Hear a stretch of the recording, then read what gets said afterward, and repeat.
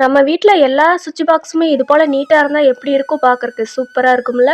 வாங்க எப்படி பண்ணலான்னு பார்க்கலாம். வெல்கம் டு நந்து பாப்பா கிச்சன். இன்னைக்கு நம்ம சமையல் எதுவும் பார்க்க போறது இல்லைங்க. இந்த சுவிட்ச் போர்டை எப்படி சூப்பரா க்ளீன் பண்ணலாம் அப்படிங்கிற டிப்ஸ் தாங்க பார்க்க போறோம். இது போல அழுக்கா இருக்கிற சுவிட்ச் போர்டை எப்படி சூப்பரா க்ளீனா நீட்டா பண்ணலாம் அப்படின்னு பார்க்கலாங்க. அதுக்கு நான் டூத் பேஸ்ட் எடுத்துருக்குறேங்க. நம்ம வீட்டில் யூஸ் பண்ணுற பல்லு விளக்குற பேஸ்ட்டு தாங்க. வேஸ்ட்டாக கிடக்கிற ப்ரெஷ்ஷும் எடுத்துக்கலாங்க. அதில் நம்ம பல்லு விளக்குற அளவுக்கு பேஸ்ட் வச்சுட்டு அதை இது போல் சுவிட்ச் போர்டில் வச்சு நல்லா தேய்க்கலாங்க. உங்களுக்கு பயமாக இருந்துச்சுன்னா மெயினாக கண்டிப்பாக ஆஃப் பண்ணிவிட்டு இது போல் தேய்ச்சி விடுங்க. இது போல் எல்லா பக்கம் அப்ளை பண்ணுற மாதிரி நல்லா தேய்ச்சி விட்டுட்டு இது ஒரு 5 நிமிஷம் அப்படியே இருக்கட்டுங்க. ஒரு 5 நிமிஷம் கழிச்சிட்டு இது போல் ஒரு துணி எடுத்துகிட்டு நல்லா அந்த பேஸ்ட்டை எல்லாம் தொடச்சி எடுத்துடலாங்க.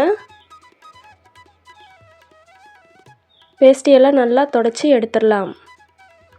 எடுத்ததுக்கப்புறமா கொஞ்சமாக தேங்காய் எடுத்துக்கலாங்க.